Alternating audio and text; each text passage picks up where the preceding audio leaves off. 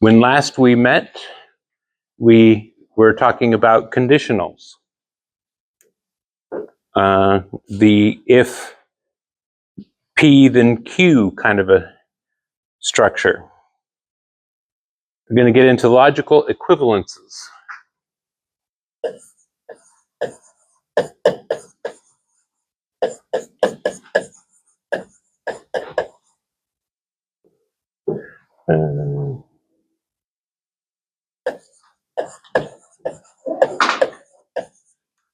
Logical equivalences with conditionals are shown the same way as logical equivalences are with other types of structures. So,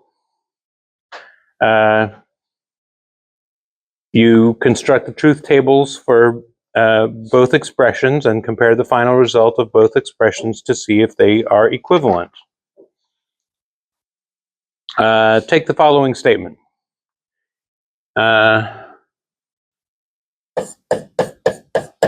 Either you go to work on time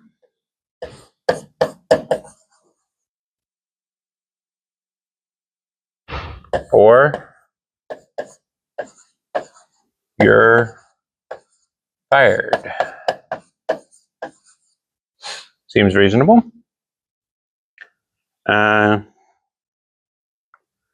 So let not P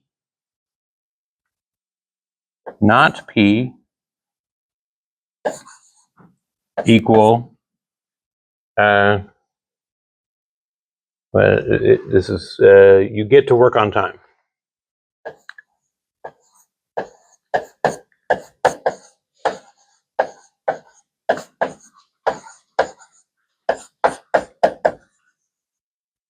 And then Q be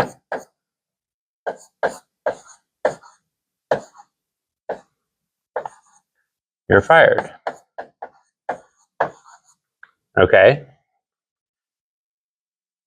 Then the given statement is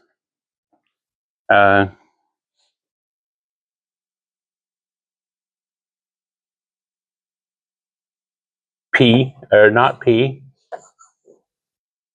or Q. This is this statement in variable form here. And then because not P is you get to work on time, P would be equal to you are late.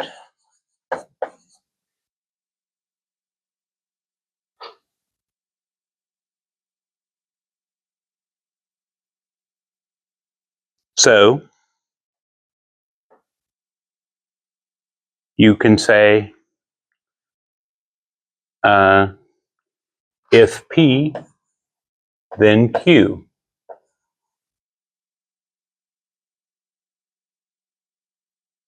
If you are late to work, then you are fired. Okay? Or you can say either you get to work on time or you're fired. Now, common sense tells us that these two statements are equivalent, right? Yeah, that's pretty much common sense there. But let's show on the truth tables that they are in fact equivalent. So we got P and Q and true, true, true, false, false, true, false, false. Okay. So we'll do not P is false, false, true, true, because You just negate the P column to make the not P column. And not P or Q is going to be either one of these two, if they're true. So Q is true, not P is false, so it's true. False and false is false. True and true is true. False and true is true. See how I got that? Not P or Q. So true and false, true or false is true. False or false is false. True or true is true. And false or true is true. Now we'll do P implies Q. So P, if P is true, then and Q is true, then Q is true. That's true from the definition of a conditional.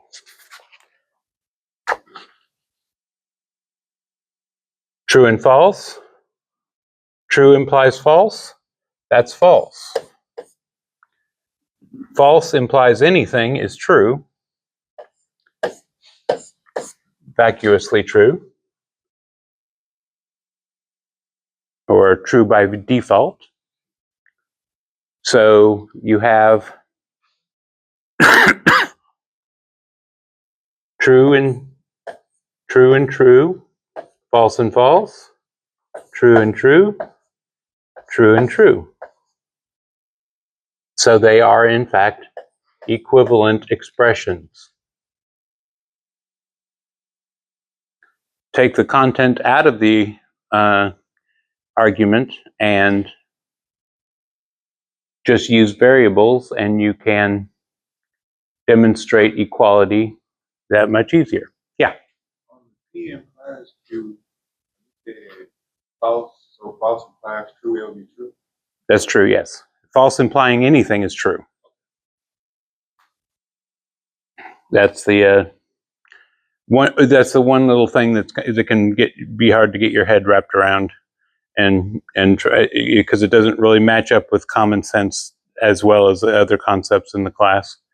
But yeah, false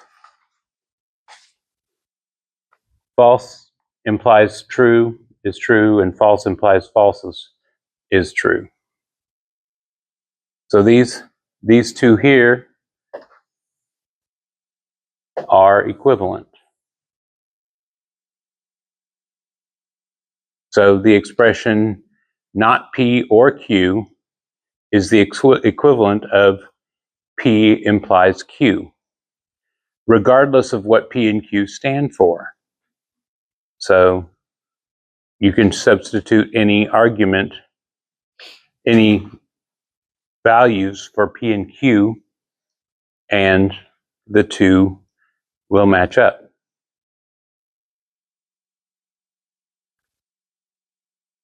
All right. The negation of a conditional statement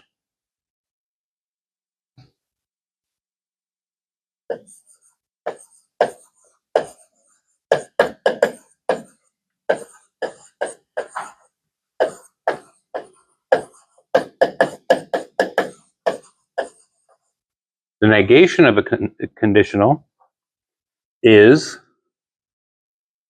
if you have the negation of P implies Q, that is logically equivalent to saying P and not Q.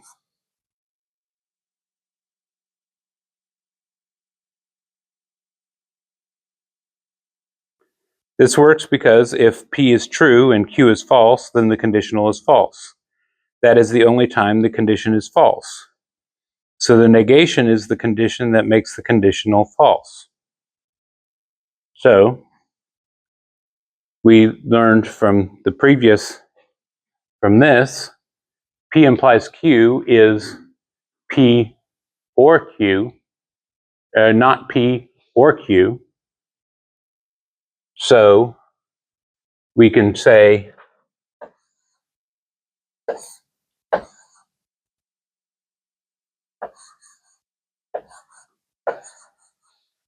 not P or Q is equal to, and then you use De Morgan's law here to create P and not Q. You reverse the operation from or to and then you negate the individual elements, which is what you have here.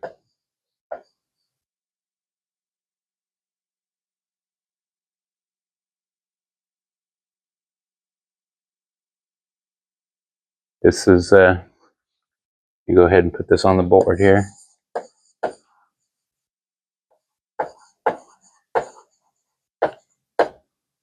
De Morgan's. The negation of an or is an and with the individual variables negated. So or becomes and, not P becomes P, Q becomes not Q. And that gives us this equivalent over here.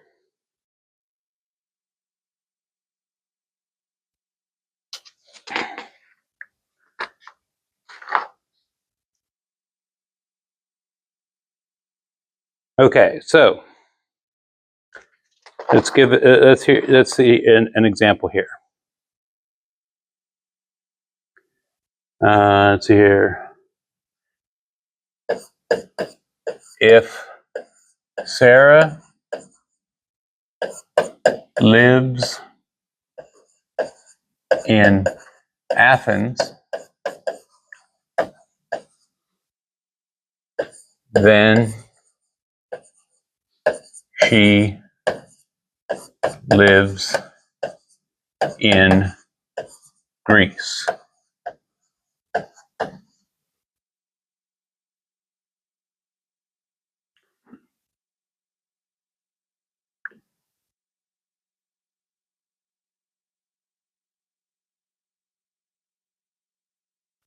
What is this here?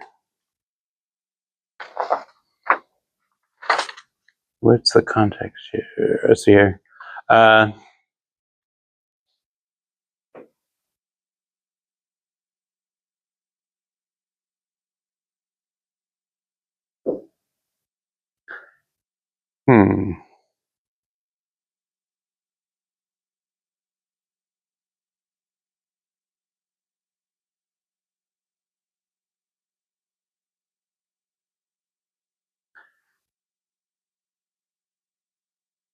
Let's see. In my notes, I don't see where I'm going with this. I don't see. It didn't write down where I was going with this example, but so I'll just kind of leave that be. But let's see here. The contrapositive of a conditional statement. I'll move on to that. Contrapositive.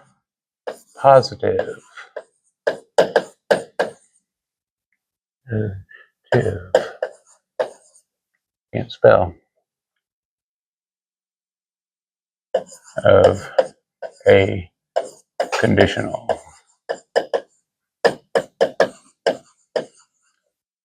Okay. The contrapositive, if P then Q, the contrapositive is if not Q, then not P.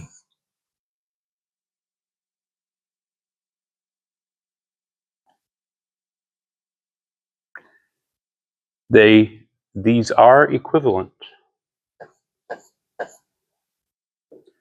Now this example I remember. Okay. If Howard can swim across the lake,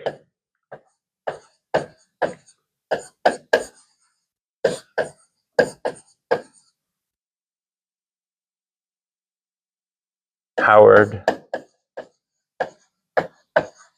can swim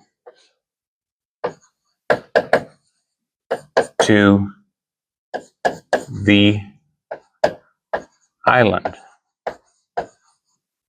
Okay? So,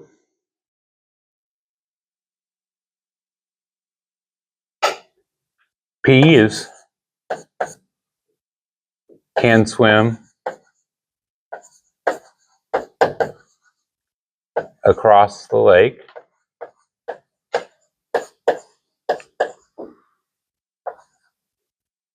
Q is can swim to island.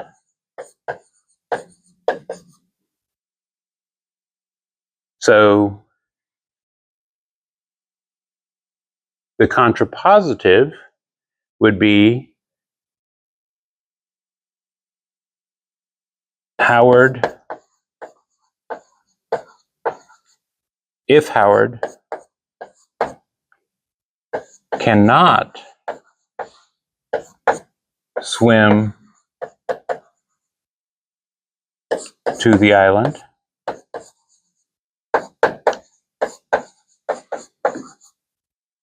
then he cannot swim across the lake. Now that makes sense, common sense wise, doesn't it? If he can swim across the lake, then he can make it to the island because it's less than the distance of across the lake. Likewise, if Howard cannot swim across the island, he obviously can't swim farther going across the lake. So common sense, when you look at the values for P and Q, you can see the equivalence.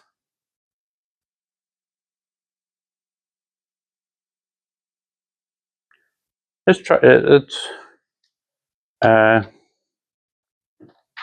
looking at this. Let's see here.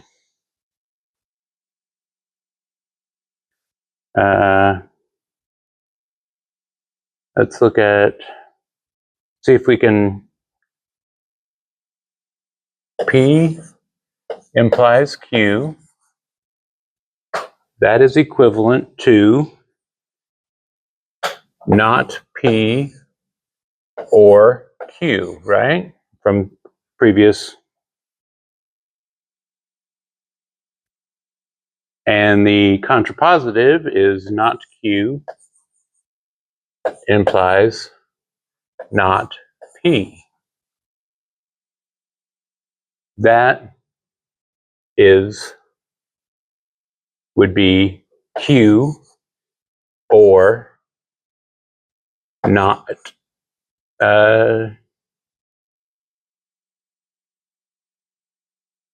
not P. These are equivalent because of what we saw in a previous. And since the commutative property works, Q or not P is the equivalent to not P or Q.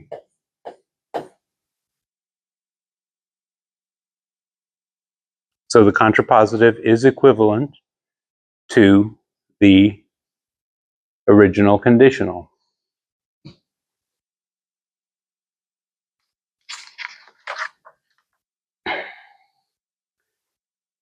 Now,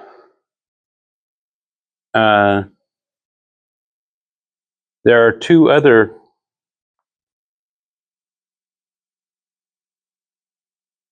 forms, converse and inverse.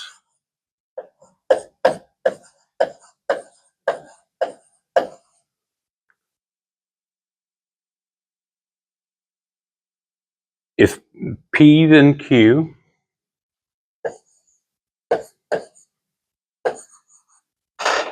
the converse is if Q then P.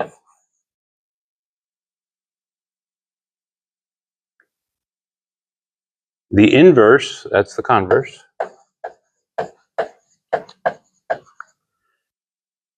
not P implies not Q. That's the inverse.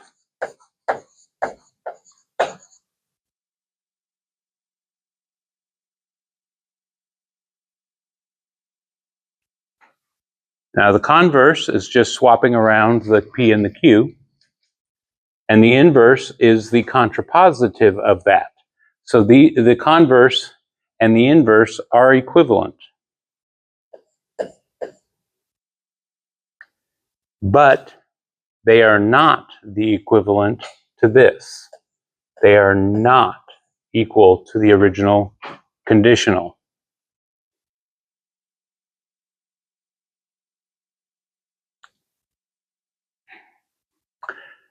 All right, let's see here. Only if and the biconditional.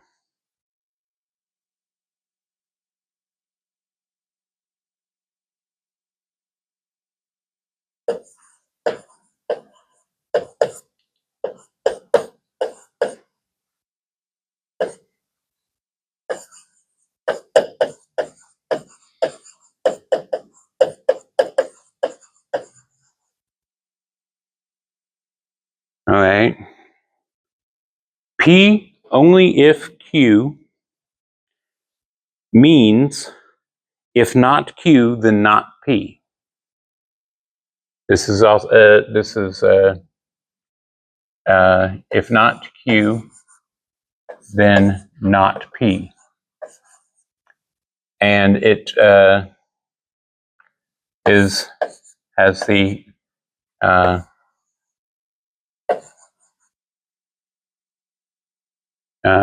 notation as that.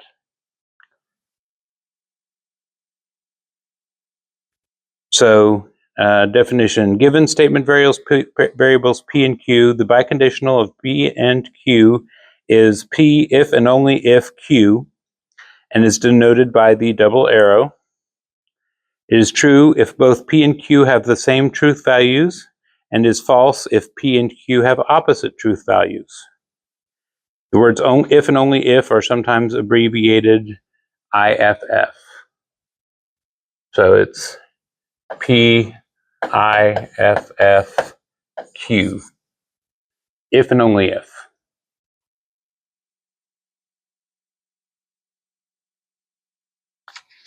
Let's see here. So the truth table for this is, let's see here.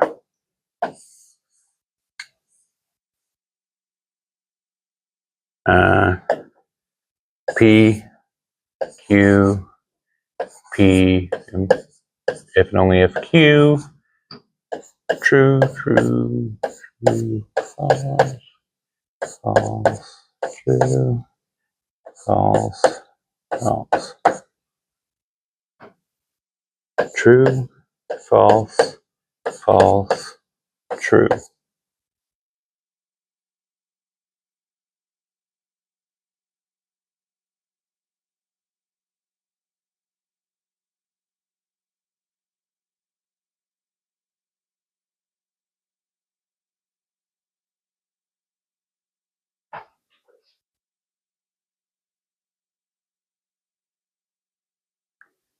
So that's if and only if.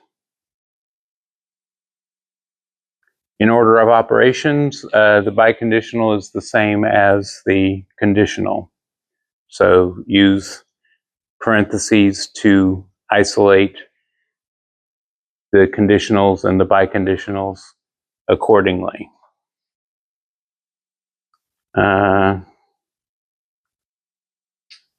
Let's see here. Necessary and sufficient conditions.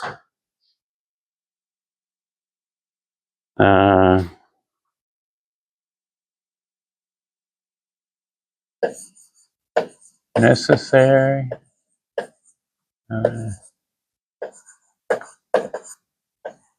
and sufficient conditions.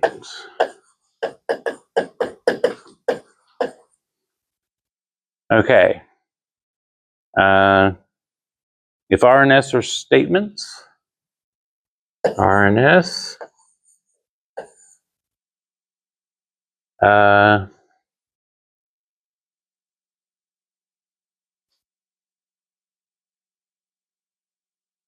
sufficient condition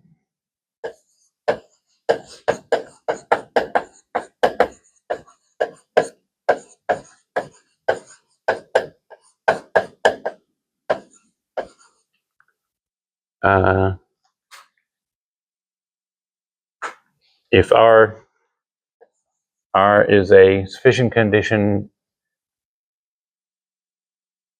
for S,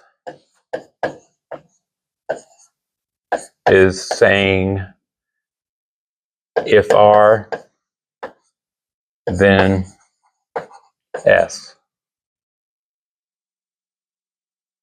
or R implies S. If R is a necessary condition,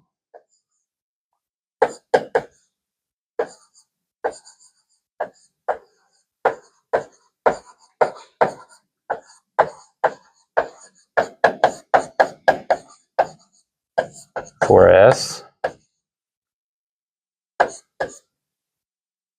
then if not R, then not S, or not R, not S.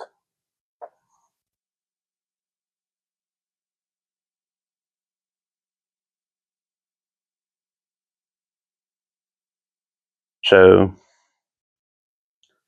a necessary condition means if not R, then not S.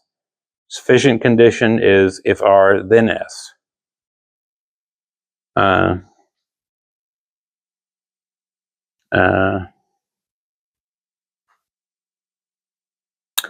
Let's see here.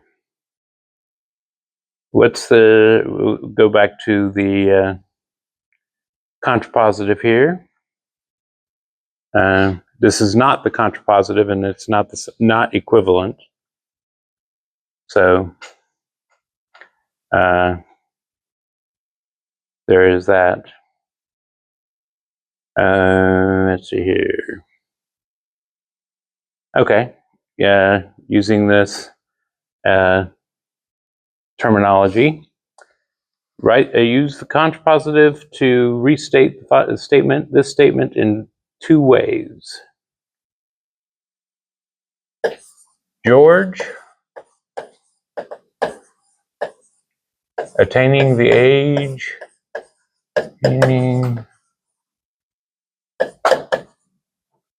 age 35, is a necessary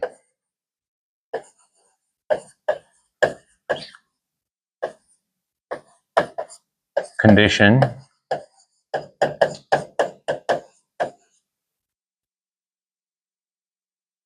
for his being president of the U.S.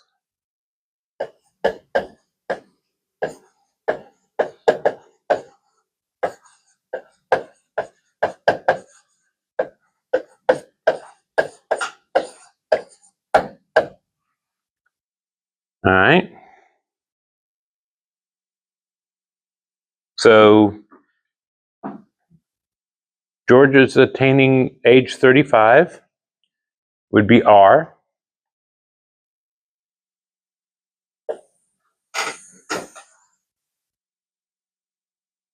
And being President of the United States is S. Okay. So the necessary condition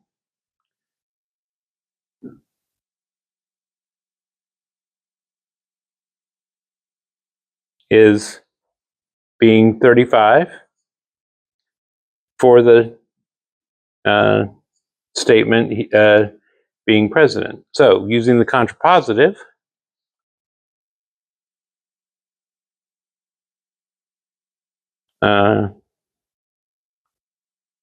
you would say if George is not 25, so that'd be not not S, then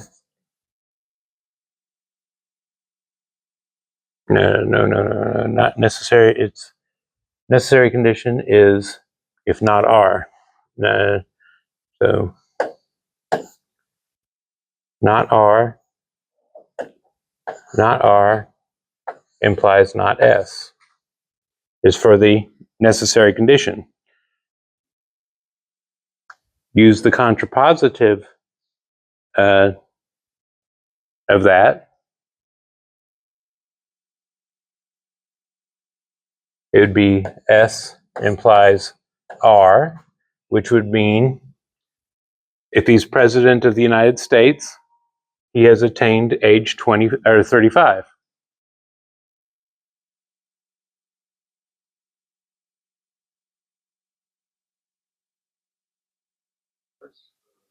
The top one is the country positive. No, I'm talking about This is the necessary condition equivalent. This is the contrapositive.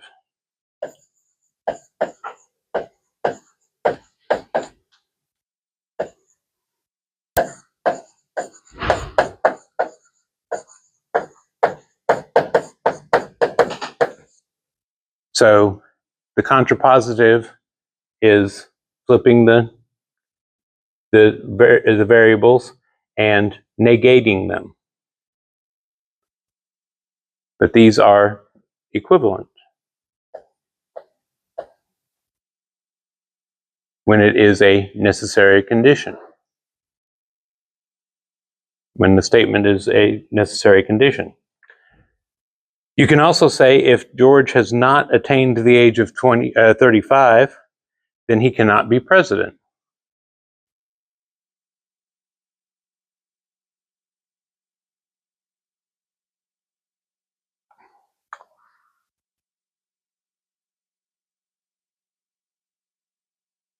So, different ways of writing the same thing. Now, for valid and invalid arguments, an argument is a sequence of statements, and an argument form is a sequence of statement forms. All statements in an argument and all statement forms in an argument form, except for the final one, are called the premises, or assumptions, or hypotheses.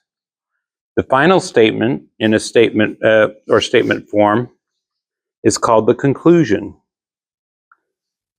To say that an argument form is valid means that no matter what particular statements are substituted for the statement variables in the premises, if the resulting premises are all true, then the conclusion is also true. To say that an argument is valid means that its form is valid.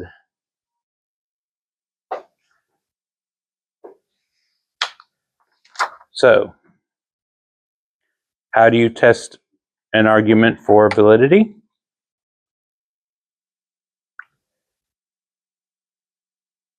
First, identify the premises and the conclusion of the argument form.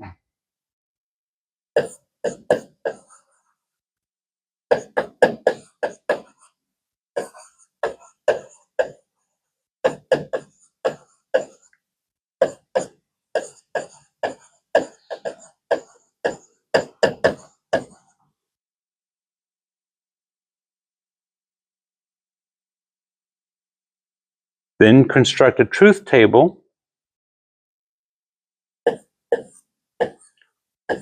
Construct a truth table.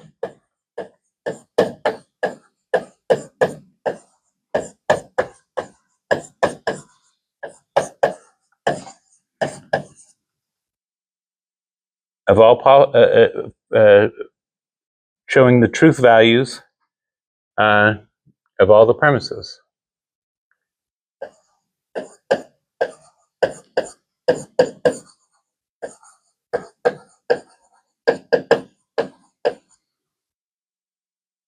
Okay. A row of the truth table in which all the premises are true is called a critical row. So, if there is a critical row in which the conclusion is false, then it is possible for an argument of the given form to have true premises and a false conclusion. And so the argument of the form is invalid. If the conclusion in every critical row is true, then the argument form is valid. So identify critical rows.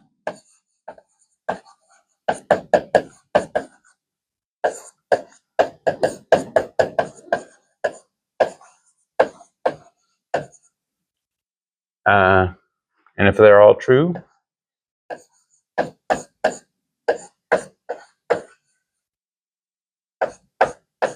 it's valid. So, in the if there's true premises and a false conclusion, then it's invalid. So, but that's only for the critical rows. Let's get it has an example here. I'm going to abbreviate it a little bit. So we have P implies Q or not R. P implies Q or not R. Okay? And Q implies P and R. Therefore, the three dots here is the therefore. P implies R. Now, what P and Q stand for doesn't really matter. Is that form of argument true or valid? So we do the truth table. PQRT. How do we do this? Okay.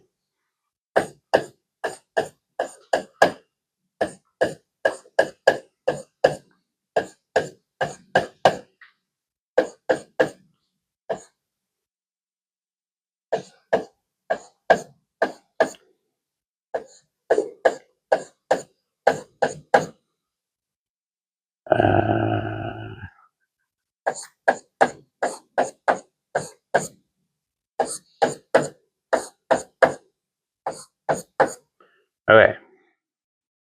So we have three variables. Those are all the combinations. You notice that there are 8 combinations because there are 3 variables.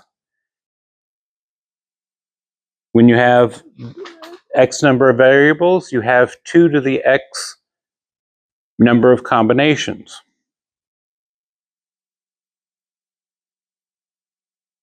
So if you have 4 variables, you would have 16. Doing on paper, 16 is probably about the limit. It gets a little bit cumbersome after that.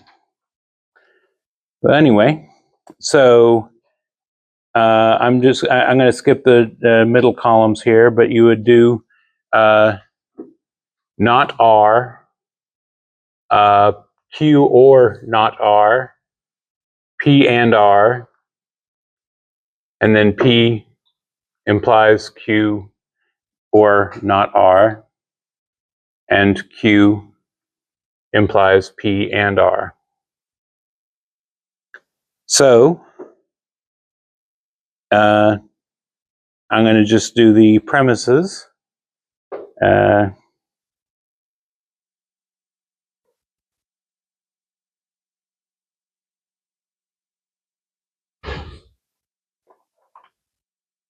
Just making sure I have it in the right order. Let's see here. P implies Q or not R. That is going to be true, true, false, and then true all the way down.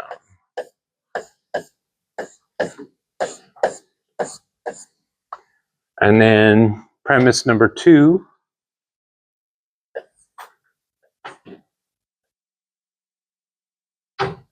Q implies Q, P and R. That's going to be true, false, true, true, false, false, true, true. Okay.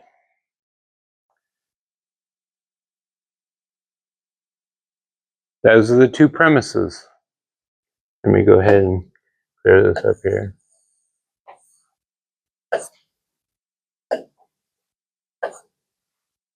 This is 1 and 2, and this is the conclusion. The conclusion, all we have to worry about are the critical rows, where the premises are both true, which is this row here, this row here, this row here, and this row here. Right? Yeah. Now P implies R. True and true is true. True and false is false. And false and anything is true. So the conclusion on the critical rows has a false in it. Therefore, this is not a valid argument.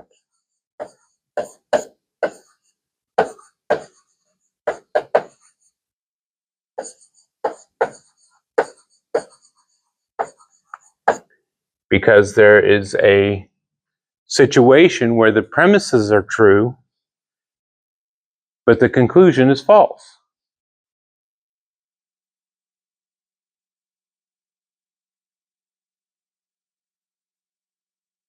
The full truth table for this is in, where is it at? It's in the slides in chapter 2.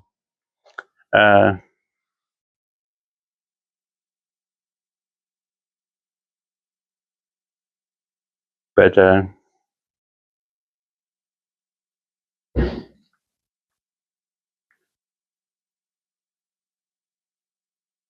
that is a invalid argument. So Okay. Now, an argument that contains two premises and a conclusion is called a syllogism. I think I'm pronouncing that right.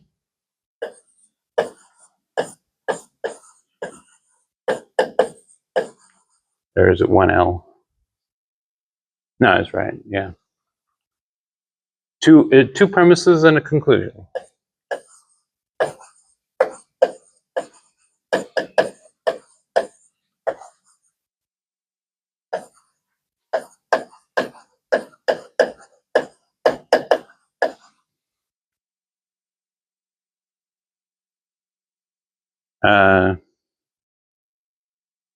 The two premises are called the major and minor premise. Major premise, minor premise,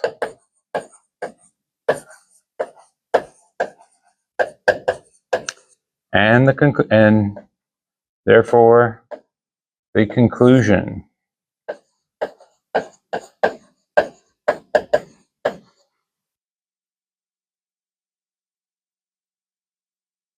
I've been meaning to look up these words in a dictionary to find out what they mean, but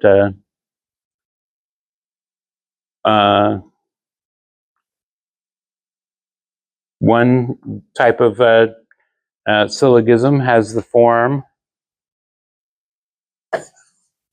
if P then Q and P, therefore Q.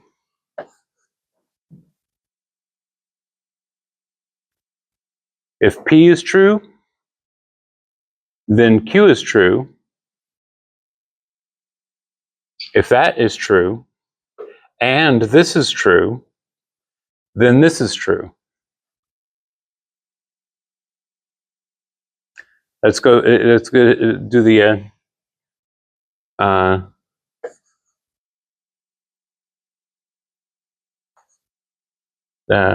truth table for that.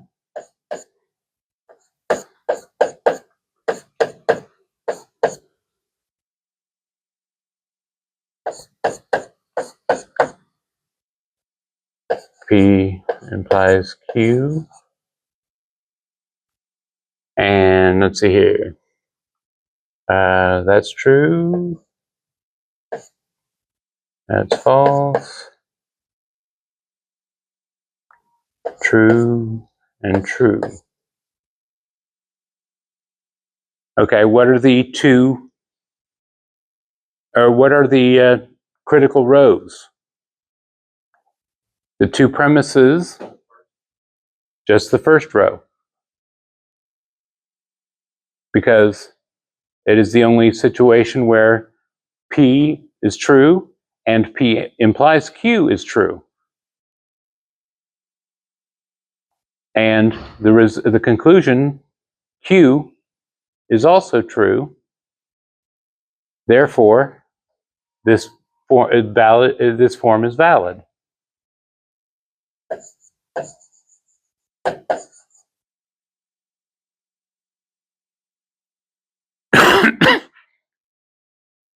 This form of argument, if P then Q, and P, therefore Q, is called,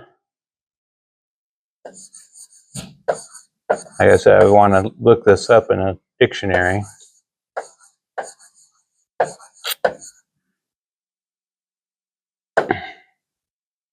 It's called modus ponens. What that means in Latin, I don't remember. It's been 35 years since I took Latin, so I don't remember my vocabulary that well. I'll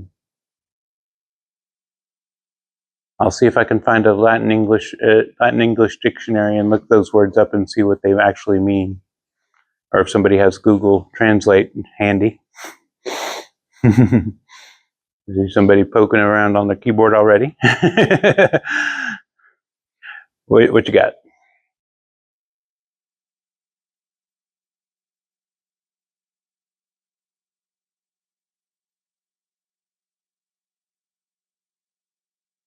Yeah, mode that by affirming affirms. If this is true, then this is also true, I guess. Okay. The mode of, say that again? Mode that by affirming affirms. Mode that by affirming affirms. Okay, so affirming this is true, affirms this is true. Huh? As a form of argument. Yeah, I was looking for the Latin translation though. Yeah. But the mode that affirms by affirming affirms. Okay. All right.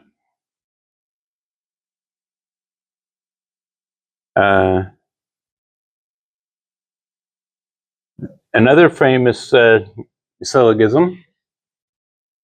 Another one for you to look up. Modus tollens. What does that one translate to?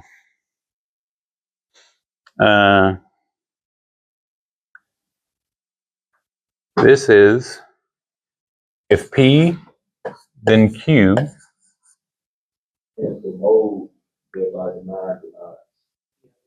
Okay, denial. Okay. That's a shortened version. Not Q, therefore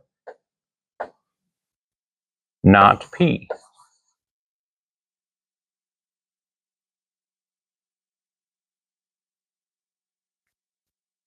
So if P, then Q, and not Q is true, then not P is true.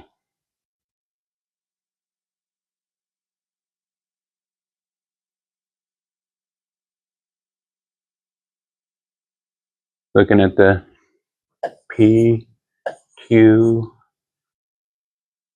not P, not Q, P implies Q. All right. True, true.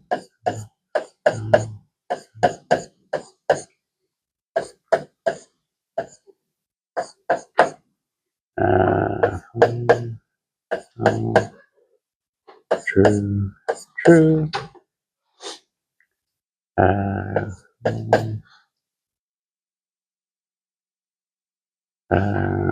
True, false, true. And P implies Q is true, false, false, or no, true.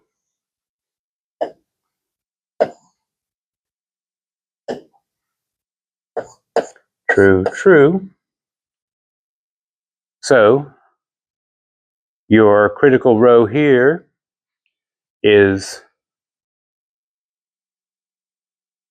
not Q here.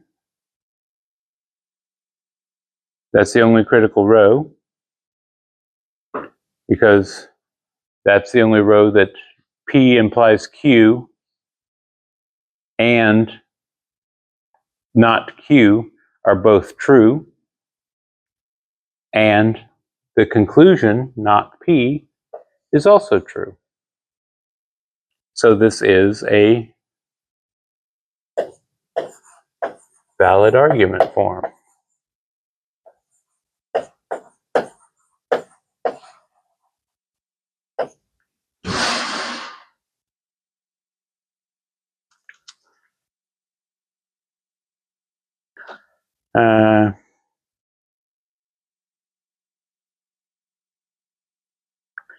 Here's an example for you. If there are more pigeons than there are pigeonholes, then at least 2 pigeons roost in the same hole. There are more pigeons than there are pigeonholes. Therefore, at least 2 pigeons roost in the same hole. P would be more pigeons than pigeonholes. Q would be 2 pigeons roost in the same hole. If P then Q, there are in fact more pigeons than there are pigeonholes. P, therefore Q, 2 pigeons roost in the same hole.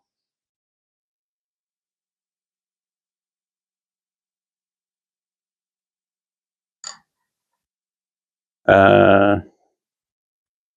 how we're doing on time. We're doing okay.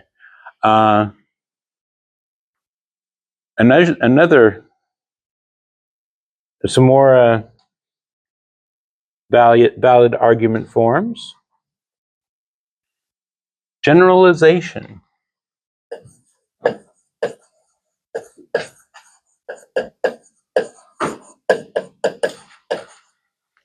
If P is true, then P or Q is true. Right? Make sense? If P is true, then P or whatever else is also true, because P is true.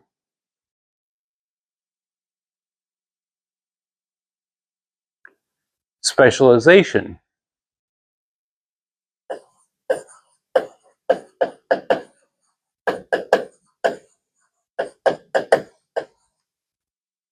If P and Q are true,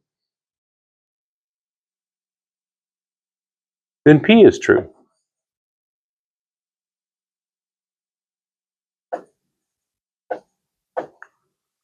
ahead and put the therefores in here.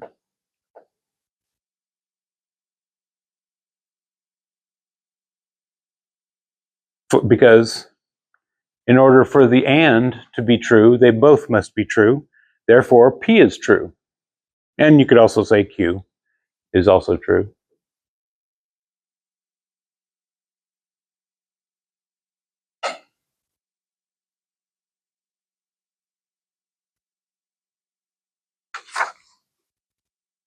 Then there's elimination.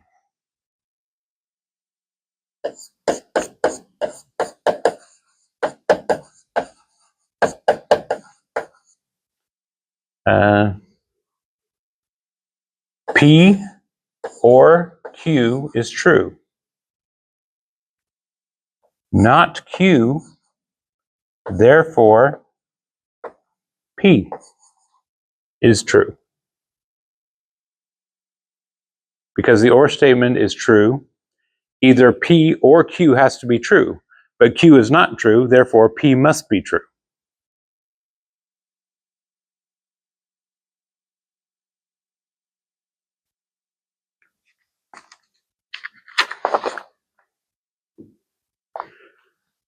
Transitivity.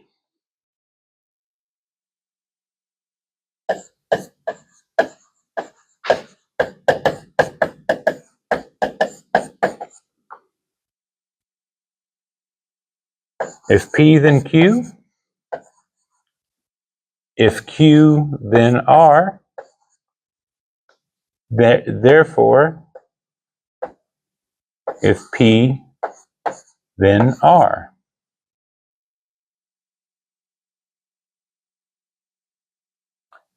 Kind of like the transitivity of variables in math. If x equals y and y equals z, then x equals z. Same type of thing going on here. So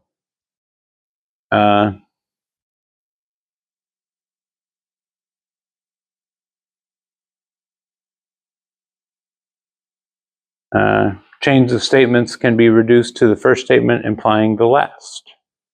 Chains of the if-then statements.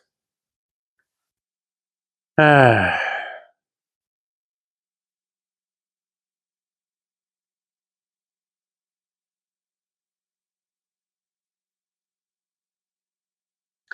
right, one last one. Division into cases.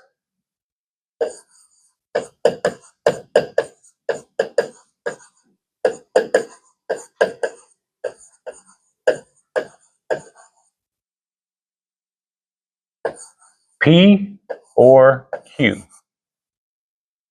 Okay?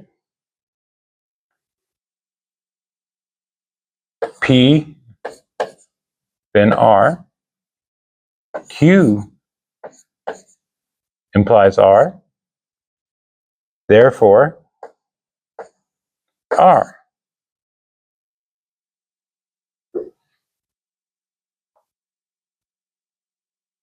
The first statement says either P is true or Q is true. Doesn't matter which one, we don't know.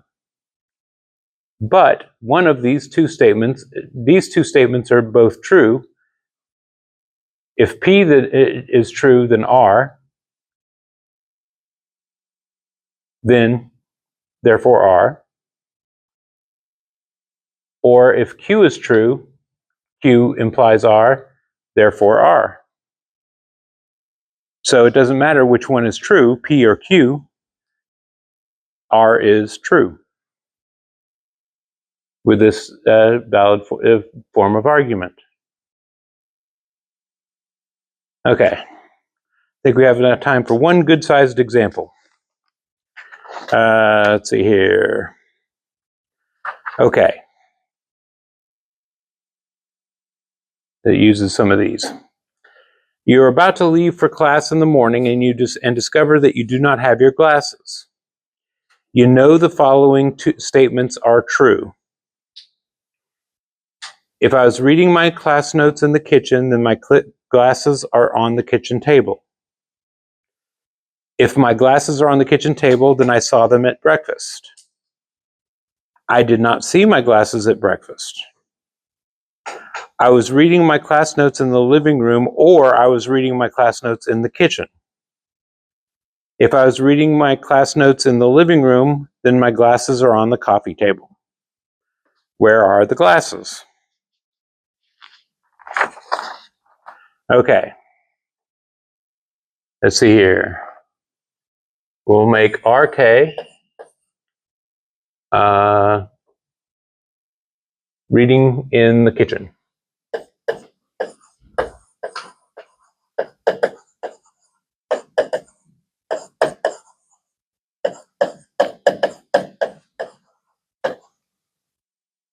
GK is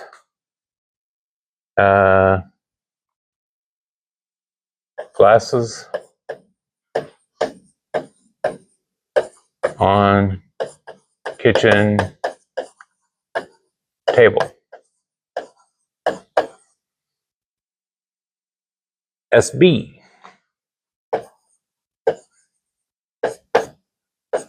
saw glasses at breakfast.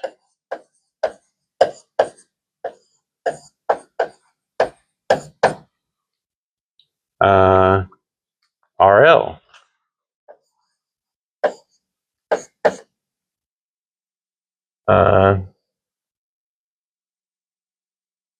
reading in the living room.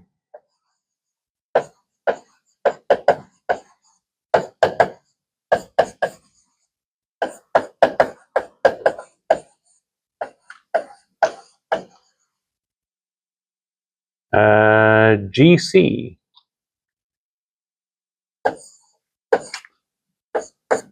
glasses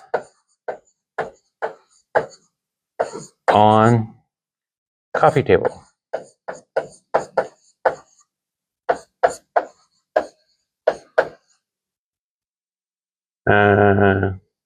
Okay. Now, sequence of steps to reach the answer.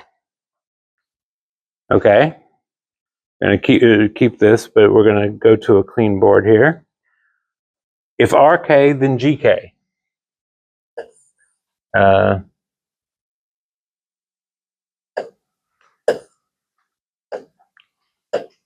If RK, then GK. If GK, then SB.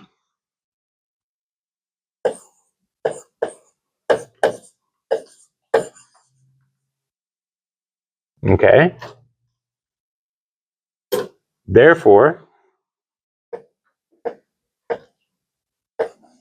if reading in the kitchen, you saw them at breakfast. By transitivity.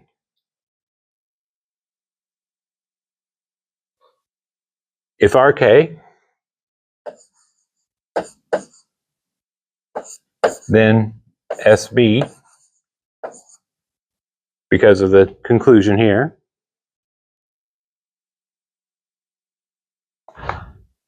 But you didn't see him at breakfast, so not SB. Therefore, not RK. By modus tollens. Now you are either reading in the living room or reading in the kitchen. But conclusion here was you're not reading in the kitchen. Therefore,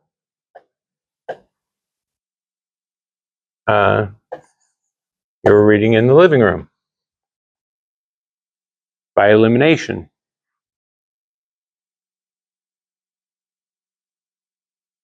If you're reading in the living room, then the glasses are on the coffee table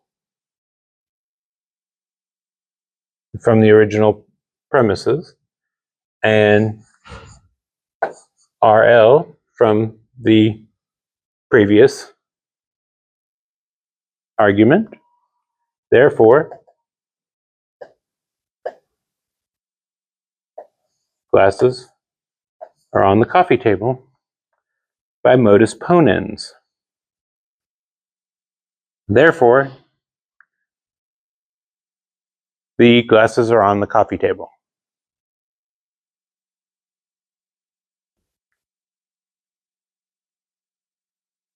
So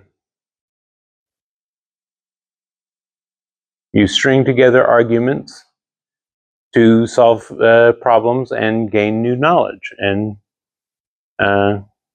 eliminate possibilities and that sort of thing.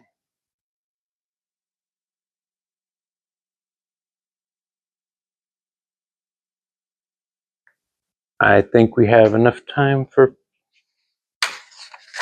fallacies. I don't think we have time for all that. But yeah, all these different argument forms can be used to determine the validity of an argument, regardless of the content. After all, these are just variables, but the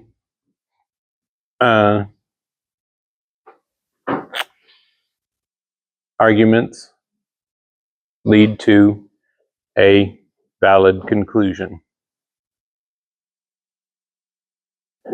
I think that'll wrap it up for today. We'll get into fallacies on Tuesday.